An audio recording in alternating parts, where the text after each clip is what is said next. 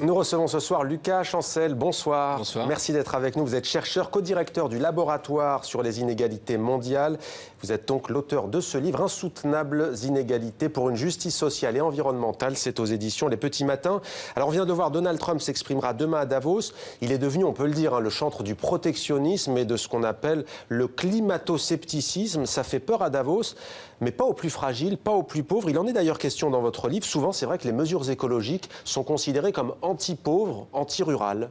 Alors c'est vrai que quand Donald Trump se retire de l'accord climat, de l'accord de Paris, il le fait au prétexte que c'est une mesure qui va permettre de défendre les ouvriers américains, notamment de l'économie du charbon, de l'économie extractive. Du carcan, des normes. Voilà, des normes qui vont être des normes environnementales qui vont être imposées. Le problème, c'est qu'en fait, en faisant cette mesure, il se tire aussi une balle dans le pied, et notamment à toute l'économie américaine, y compris aux bas revenus, aux bas salaires, qui vont pâtir du fait que finalement, le fait de ne pas agir pour le climat, ça va créer des dérèglements environnementaux, des dérèglements climatiques qui eux-mêmes vont avoir plus d'impact sur les plus modestes que sur les plus riches qui, eux, peuvent se protéger des dérèglements environnementaux. Pourquoi concrètement ? Concrètement, typiquement, un exemple précis, c'est Katrina aux États-Unis. Quand la tornade, quand l'ouragan arrive sur la ville de Katrina, les plus modestes sont à la fois plus touchés parce qu'ils sont dans des zones qui sont plus à risque. Et ça, on observe ça aux États-Unis, on observe ça aussi en Europe, on observe ça en Inde, on observe ça au Bangladesh. Mais aussi, une fois qu'ils sont touchés, ces individus, ces ménages, ils ont aussi moins de ressources pour faire face à la tragédie, pour se reconstruire, pour reconstruire un logement, pour retrouver un travail. Donc en fait, on a un cercle vicieux entre inégalité sociale, entre choc environnemental qui vient renforcer les inégalités sociales existantes. Alors vous le savez, ces inégalités, on en parle chaque année au Forum économique mondial de Davos. L'autre dirigeant qui était très attendu, c'est le président français Emmanuel Macron. Et hier, il a dit qu'il fallait une Europe plus forte si nous souhaitons, je cite, éviter la fragmentation du monde. Dans sa bouche, fragmentation, ça veut dire aussi inégalité. Vous êtes d'accord avec le président français, une Europe plus forte, c'est un rempart ? Je pense que l'Europe est effectivement, une Europe forte, c'est effectivement une manière de réduire les inégalités. Mais quelle Europe plus forte ? Quelle Europe plus forte ? Le même Emmanuel Macron vient de mettre en place une réforme fiscale en France qui, si on regarde concrètement les chiffres, si on regarde concrètement ce que cette réforme fiscale veut dire, c'est presque la même que celle que Trump vient de mettre en place aux États-Unis. C'est-à-dire une baisse du taux d'imposition des sociétés, c'est-à-dire une fiscalité dérogatoire sur les hauts revenus du capital et une suppression, dans le cas de la France, de l'impôt sur la fortune. C'est à peu près ce que Trump a fait aux États-Unis. Et ça va aboutir à augmenter les inégalités économiques en France, comme elles vont augmenter par ailleurs aux États-Unis suite à la réforme fiscale Trump. Donc, quelle Europe ? Quelle fiscalité européenne ? Il nous faut en fait des éléments plus concrets que juste on veut une Europe forte. Emmanuel Macron qui a accordé une entrevue exclusive à notre partenaire suisse, la RTS, c'était hier soir. On va regarder une petite séquence qu'on vous a réservée. Emmanuel Macron qui répond aux questions de Darius Rochemin. Regardez. L'argent fait partie des grandes passions, et avec tout ce qu'il y a parfois aussi de non-dit ou autre, mais je crois qu'il faut être clair. Les gens doivent pouvoir réussir en France, réussir bien, parce que nous sommes dans une économie de l'innovation, de la connaissance qui a besoin de ça. Et ensuite, il faut qu'on puisse voir comment corriger les inégalités en formant mieux dès la base pour que tout le monde puisse avoir accès à cela, ce qui est le cœur des initiatives que nous avons prises, en corrigeant les inégalités quand vous avez des accidents de la vie. Et donc, c'est pas qu'elle soit réconciliée avec l'argent, je crois que la France est réconciliée avec la mondialisation, la réussite économique, l'envie de faire pour créer des emplois. Mais la France, elle est aussi attachée à une forme de justice, c'est-à-dire l'argent pour l'argent, elle n'aime pas ça. Voilà, l'argent pour l'argent, elle n'aime pas ça, c'est la chute. Par contre, le début de l'image, on voit le visage qui s'illumine du président français lorsqu'il dit la passion de l'argent. Ça vous inspire quoi ? Écoutez, en fait, il faut déjà peut-être replacer les choses dans leur contexte. Emmanuel Macron, bon, il est président depuis quelques mois. Il était avant quand même ministre de l'économie sous François Hollande. Et si on regarde en France, parce qu'une partie du message d'Emmanuel Macron, c'est de dire on peut laisser certains s'enrichir, mais il faut investir dans l'innovation, dans la formation pour permettre aux classes populaires, aux classes moyennes, d'augmenter leurs revenus. Bon, eh bien, depuis 10 ans, le budget de l'enseignement supérieur en France, par étudiant, est en baisse de 10%.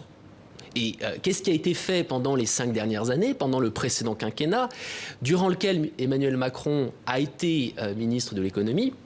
Pas grand-chose. Le budget a continué à baisser. Donc encore une fois... Vous connaissez la réponse, les caisses sont vides. C'est un classique. Mais alors, les caisses sont vides. Le sont-elles vraiment quand on fait un cadeau de 10 milliards aux plus riches parmi les plus riches lié à l'instauration d'une flat tax sur les revenus du capital, donc qui a été chiffré à 10 milliards par Gabriel Zucman, économiste reconnu sur ces questions de l'université de Berkeley en Californie. Et la suppression de l'impôt sur la fortune, c'est 3 milliards. Donc ça nous fait 13 milliards d'euros. C'est donc un choix politique. C'est un choix politique. Alors on va maintenant venir au cœur de votre livre. Vous développez toute une réflexion sur l'articulation plutôt complexe, disons-le, sur la sphère environnementale et la sphère socio-économique. Et vous écrivez d'emblée: les inégalités environnementales et économiques entretiennent en réalité une relation qui s'apparente à un cercle vicieux. Qu'entendez-vous par cercle vicieux? Alors, premièrement, les plus aisés sont les plus pollueurs, à quelques exceptions près. Donc, parce que le niveau de revenu des individus est très fortement connecté à leur niveau de consommation d'énergie, à leur niveau de consommation de déchets. Et donc, il y a une relation très forte entre niveau de revenu et niveau de pollution. Par ailleurs, les plus touchés par les dérèglements environnementaux, comme on l'a vu il y a quelques instants, sont les plus modestes. Donc il y a un déséquilibre, il y a une asymétrie qui est à peu près totale.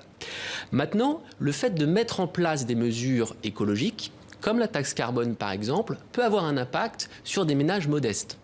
Donc si à long terme, protéger l'environnement est une mesure qui est nécessaire et qui permet de réduire les inégalités sociales, dans une phase de transition vers ce monde-là, qui serait plus sobre en énergie, qui serait plus vertueux du point de vue environnemental, cette phase de transition, elle, peut créer des effets indésirables sur les catégories populaires, sur les classes moyennes. Donc il faut trouver des mesures qui permettent de protéger l'environnement sans se faire au détriment des classes moyennes, des classes populaires. Et la bonne nouvelle, c'est que tout ça, c'est possible. Comment?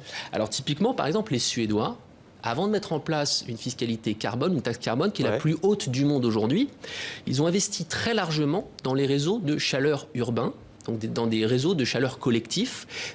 Donc pendant 15 ans, ils ont fait ça, dans les années 70 jusqu'au milieu des années 80. Quand ils mettent en place leur taxe carbone au début des années 90, les gens vont avoir ensuite le choix entre continuer à avoir du chauffage au fioul et payer très cher, ou alors choisir l'option chaleur urbaine qui est beaucoup plus écologique et beaucoup moins chère.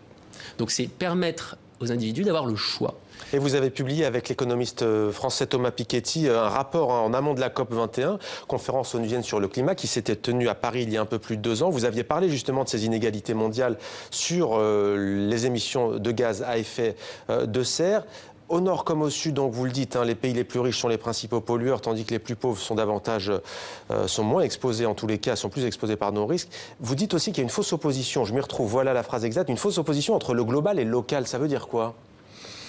La fausse opposition entre le global et le local vient du fait que quand on regarde ce qui se passe dans les grandes conférences internationales, que ce soit la COP21 à Paris ou le sommet de Davos par exemple aujourd'hui, on peut avoir l'impression qu'ils oublient le local.